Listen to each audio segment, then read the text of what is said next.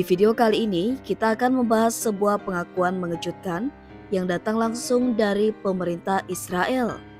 Mereka secara terbuka menyatakan bahwa pemimpin tertinggi Iran Ayatollah Ali Khamenei adalah target pembunuhan selama perang antara kedua negara.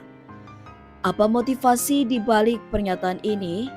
Apa dampaknya terhadap geopolitik Timur Tengah? Dan apa arti semua ini untuk masa depan kawasan yang sudah panas karena konflik? Simak sampai habis karena informasi ini benar-benar panas dan bisa mengubah arah perang yang sedang berlangsung. Menteri Pertahanan Israel, Israel Katz, baru saja membuat pernyataan yang menggemparkan dunia internasional. Dalam wawancara yang dikutip oleh kantor berita AFP, Katz mengatakan dengan lugas, "Jika dia Khamenei menjadi incaran kami akan menghabisinya." Pernyataan ini merujuk pada pemimpin tertinggi Iran, Ayatollah Ali Khamenei, tokoh paling berkuasa dalam struktur politik dan militer Iran.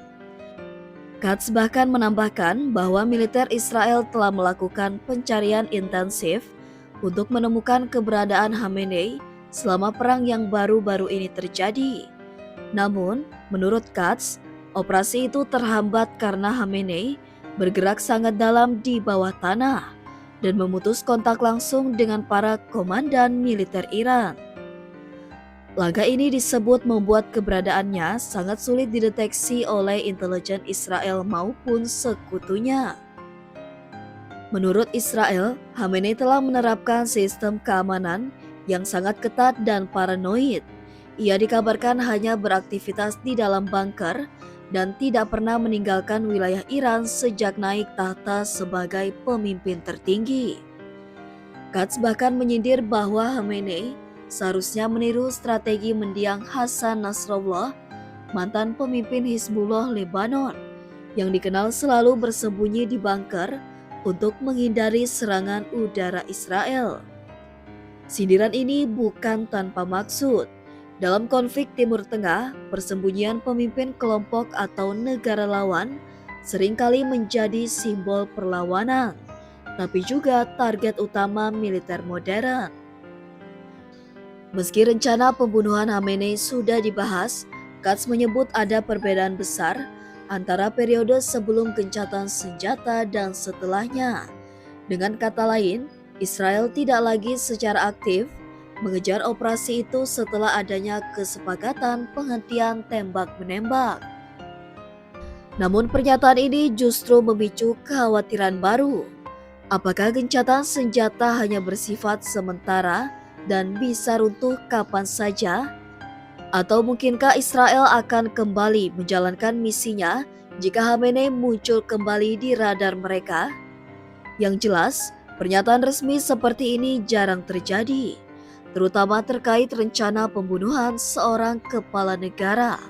Hal ini jelas menunjukkan bahwa eskalasi antara Iran dan Israel telah melewati garis merah diplomatik. Di tengah panasnya konflik militer, Iran juga mengambil sikap keras dalam diplomasi. Pemerintah Iran menyatakan tidak akan memulai lagi pembicaraan nuklir dengan Amerika Serikat dalam waktu dekat. Ini merupakan respon terhadap serangan militer yang dilakukan Israel dan AS terhadap fasilitas nuklir Iran selama perang 12 hari tersebut. Menurut laporan intelijen AS, serangan itu berhasil membuat program nuklir Iran mundur beberapa bulan, tapi Israel menilai dampaknya jauh lebih besar. Katz bahkan mengatakan, kerusakan yang ditimbulkan bisa memakan waktu bertahun-tahun untuk diperbaiki. Artinya, serangan itu bukan sekadar menghentikan sentrifugal dan laboratorium, tapi benar-benar menyabot sistem fondasi program nuklir Iran. Situasi ini membuka banyak pertanyaan penting. Akankah Iran membalas secara lebih agresif? Apakah Israel benar-benar akan mengejar Khamenei lagi jika kondisi memanas? Dan bagaimana AS akan menanggapi jika Iran mulai menyasar pemimpin-pemimpin politik barat sebagai bentuk pembalasan? Secara historis, penargetan pemimpin negara atau tokoh penting dalam perang adalah tindakan yang beresiko tinggi, bisa mempercepat akhir konflik, tapi juga bisa memicu eskalasi besar-besaran. Jika Khamenei benar-benar dibunuh oleh Israel, respon Iran hampir pasti akan brutal dan mungkin akan menyeret wilayah Timur Tengah ke dalam konflik regional terbuka bahkan global. Kita sekarang berada di titik paling krusial dalam konflik Iran-Israel, saat kedua negara sama-sama tidak mau mundur dan ketika pemimpin tertinggi sudah menjadi target militer secara terang-terangan, dunia harus bersiap untuk skenario terburuk.